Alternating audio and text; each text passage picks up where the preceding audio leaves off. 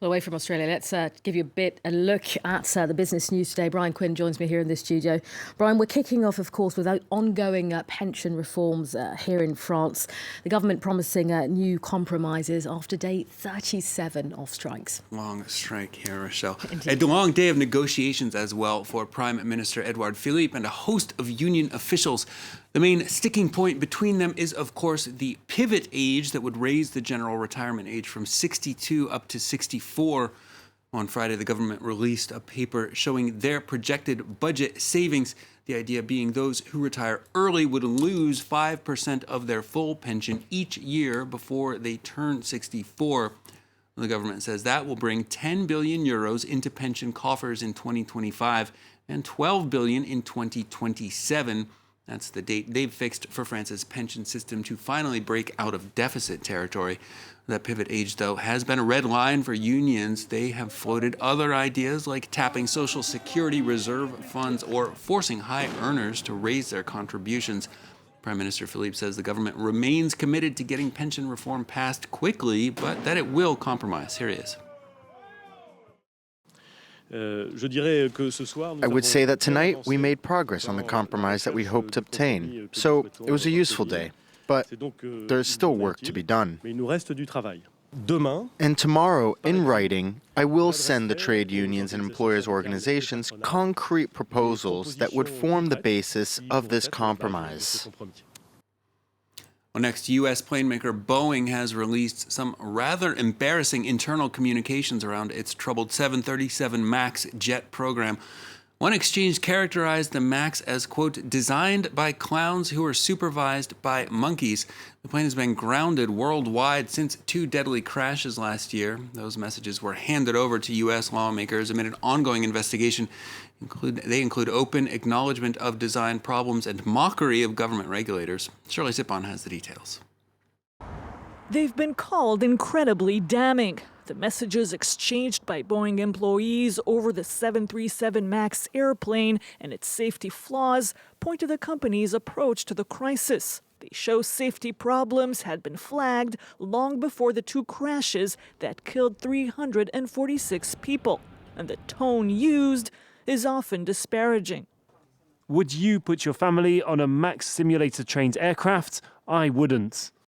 No. This airplane is designed by clowns, who in turn are supervised by monkeys. Some employees discuss downplaying the plane's flaws when reporting to regulators. The messages show attempts to dodge scrutiny and the company's efforts to avoid pilot simulator training to cut costs.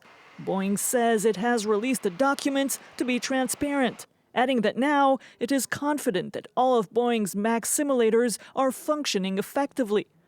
The Federal Aviation Administration has said the messages do not raise new safety concerns.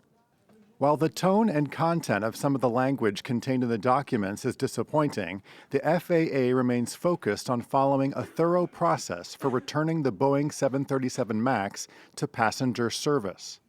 The planes have been grounded since March 2019. Boeing will have to pay airlines who have had to cancel thousands of flights.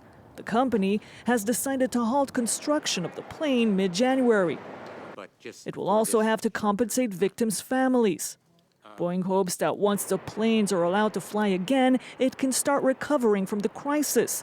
But the FAA has warned against any attempts to try and speed up the process.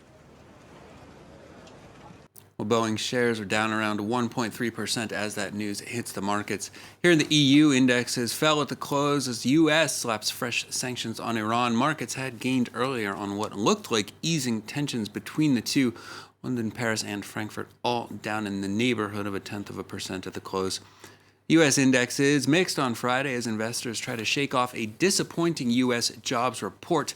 America added 145,000 non-farm payrolls in December. That's down from over 250,000 in November. Unemployment holding steady at 3.5%. The Dow briefly broke through the 29,000-point mark for the first time ever before falling back. Analysts, though, say the weak jobs report is normal for this stage in the economy. At this stage of the economic expansion, we expect hiring to slow. The job market's tight. The unemployment rate is at 3.5%. It's harder for employers to find well-qualified workers at this point. Finally, for business, bread ovens are heating up here in Paris as the city gets set to host the Europan conference starting this weekend. The Continental Bakers Trade Show will see France's artisanal bread makers rolling out a new label, Boulangère de France. Traditional bakeries currently represent 55% of the French market, 45% of it controlled by industrial producers and supermarkets. The small business sector is around 130,000 jobs in 33,000 small businesses. Both of those figures on the rise, but small bakers fear the encroachment of big chains. Boulanger de France will thus denote bakers who make not only bread, but also croissants and patisseries, which apparently supermarkets aren't allowed to do. I love me a good boulangerie baguette as an American. So do I. Such delightful things in the windows. Always have to stop in. Thank you very much for our roundup of the business there, Brian.